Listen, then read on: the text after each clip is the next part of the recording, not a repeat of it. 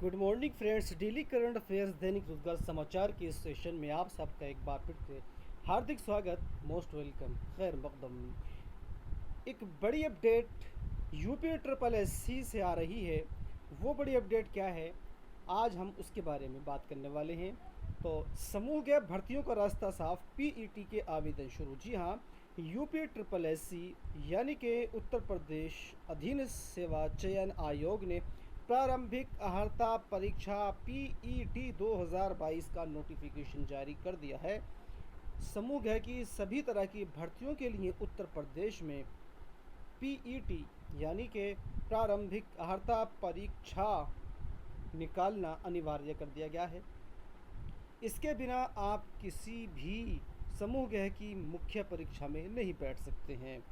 तो 2022 के लिए आवेदन शुरू कर दिए गए हैं और इससे पहले 2021 में भी इसका आयोजन जो है वो कराया गया था। तो देखते हैं इसके बारे में कि क्या इसकी डिटेल है।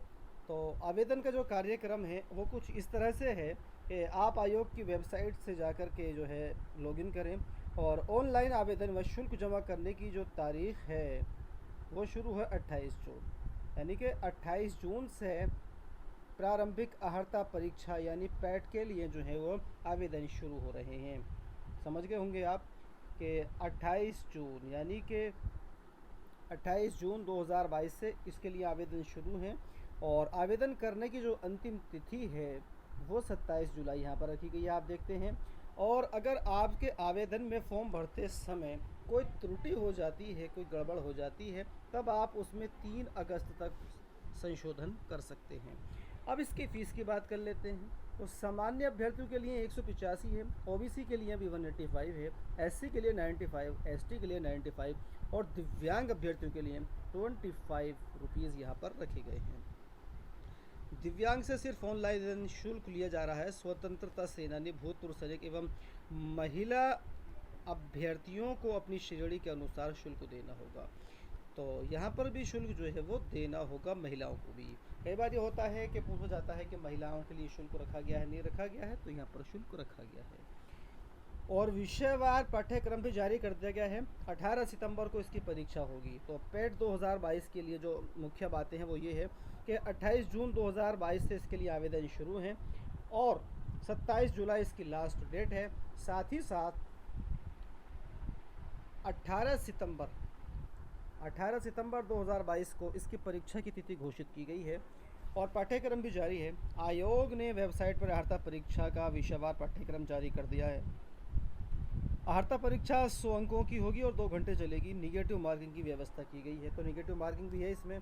100 क्वेश्चन होंगे, 100 अंक होंगे, निगेटिव मार्किंग है। गलत उत्तर के लिए 1/4 अंक काटा जाएगा। और आयोग के परीक्षा कैलेंडर में प्रारंभिक अर्हता परीक्षा पीईटी 18 सितंबर को प्रस्तावित है। और इसके लिए शैक्षिक योग्यता व आयु सीमा क्या है, तो यहाँ पर न्यूनतम जो शैक्षिक योग्यता रखी गई है वो 10वीं क्लास रखी गई है। 10वीं क्या हुआ, कोई भी बंदा, कोई भी अभ्यर्थी इस में आवेदन कर सकता है। और अधिकतम आयु सीमा जो है वो 40 वर्ष निर्धारित की गई है यहाँ पर। तो 18 से लेकर के 40 साल की आयु का कोई भी अभ्यर्थी इसमें आवेदन कर सकता है। न्यूनतम शैक्षिक योग्यता 10वीं है, अपर कुछ भी होनी चाहिए, कोई मसला नहीं है। तो आइए एक और बड़ी अपडेट की तरफ आपको लिए चलते हैं। इससे रिलेटेड है, प्रारंभिक अर्हता परीक्षा के लिए आवेदन 27 जुलाई तक लिए जाएंगे, इसके अंदर ये कहा गया है। और इसके बारे में पूरी जानकारी हम पहले ही कर चुके हैं।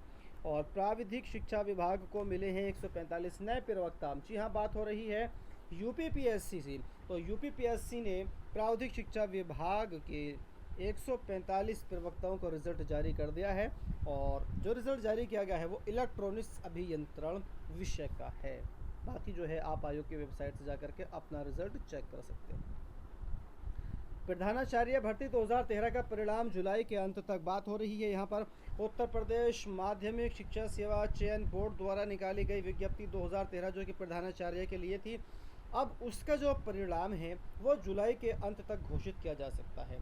अभ्यर्थियों की याचिका खारिज होने से परिणाम का रास्ता साफ हो गया है और ये जुलाई के अंत तक जो है वो जारी हो सकता है, ऐसा चयन बोर्ड का कहना है। सीधी भर्ती पर 4 साल में निर्णय नहीं लिया गया है। आधे से अधिक स्कूलों में प्रधानाध्यापक नहीं, 50% पदों पर सीधी भर्ती को कोई निर्णय नहीं लिया गया है। वैसे शिक्षा परिषद के उच्च प्राथमिक स्कूलों में नियमित प्रधानाध्यापकों की नियुक्ति पर 4 साल में निर्णय नहीं हो सका। राज्य सरकार शिक्षा मंत्रालय की प्रोजेक्ट अप्रूवल बोर्ड PAB की बैठक में नियुक्ति का प्रस्ताव रखती है, पर अमल नहीं हो पा रहा है। वैश्विक शिक्षा परिषद के 30,000 से अधिक स्कूलों में नियमित प्रधानाध्यापक नहीं है। अफसरों ने वरिष्ठतम शिक्षकों को प्रभार सौंपा है। RTE मानकों के अनुसार स्कूलों में शिक्षक नहीं है। प्रमोशन न होने से शिक्षकों को आर्थिक नुकसान हो रहा है। वहीं शिक्षकों की नई भर्ती में भी अड़चन आ रही है।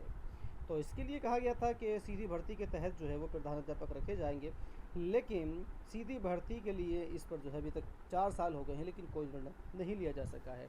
और एक और भर्ती की बड़ी अपडेट है, जल निगम में जल्द होंगी 1489 पदों पर भर्तियां। और जल निगम शहरी में अधिकारी से लेकर बाबू तक के खाली 1489 पदों पर जल्दी भर्ती प्रक्रिया शुरू होने वाली है। जल निगम प्रबंधन ने वार्षिक कार्य योजना में इन रिक्तियों का उल्लेख करते हुए शासन का प्रस्ताव भेजा है। शासन से हरी झंडी मिलने के बाद भर्ती प्रक्रिया के लिए प्रस्ताव संबंधित आयोगों को भेजा जाएगा। तो यहाँ पर पूरी जानकारी दी गई है कि समूह क्या के इतने और ख के इतने और ग के इतने पद हैं। तो आप यहाँ से देख सकते हैं। अगर आप इसके इच्छुक हैं जल निगम में जाने के, तब आप इसकी तैयारी शुरू कर सकते हैं। तो फ्रेंड्स, अब बात करते हैं कुछ करंट अफेयर्स के बारे में। जस्टिस सतीश चंद्र शर्मा ने ली है शपथ। जी हाँ, सतीश चंद्र शर्मा जो हैं वो इलाहाबाद उच्च न्यायालय के मुख्य न्यायाधीश बन गए हैं। आप यहाँ पर देख सकते हैं। और ये प्रश्न जो है आपसे आगामी प्रतियोगी परीक्षाओं में पूछा जा सकता है। और शोधार्थियों को अब 1 वर्ष करना होगा कोर्स वर्क, जो पहले 6 माह का होता था, अब उसके लिए जो है अवधि बढ़ा करके 1 साल कर दी गई है। और एक और बड़ी करंट अफेयर्स से आपको रूबरू करा दें कि युवा आकाश के हाथों में रिलायंस जियो की कमान। मुकेश अंबानी का निदेशक मंडल से इस्तीफा हो गया है और अब रिलायंस जियो जो है वो आकाश अंबानी के हाथों में आ गई है। तो देख रहे हैं आप, जैसे कि यहाँ पर ये, तो इसके बारे में पूछा जा सकता है कि इस वक्त रिलायंस जियो का जो हेड है वो कौन है, तो उसका हो जाएगा अब यहाँ पर आकाश। और पूरे देश के अंदर 1 जुलाई से सिंगल यूज़ प्लास्टिक पर प्रतिबंध लगा दिया गया है, जैसे आप यहाँ पर देख रहे हैं। केंद्रीय मंत्री भूपेंद्र यादव ने बताया कि निर्माण, आयात, भंडारण, बेचने और उपयोग पर रोक लगा दी गई है। जो सिंगल यूज़ प्लास्टिक होती है उस पर अब आप 1 जुलाई से एक बार यूज़ होने वाली प्लास्टिक का इस्तेमाल 1 जुलाई से नहीं कर पाएंगे। तो फ्रेंड्स, इस वीडियो में इतना ही। अगर वीडियो अच्छी लगी हो तो लाइक कीजिए, शेयर कीजिए और इसी तरह की दूसरी अपडेट्स पाने के लिए चैनल को सब्सक्राइब करना ना भूलिएगा। Thank you.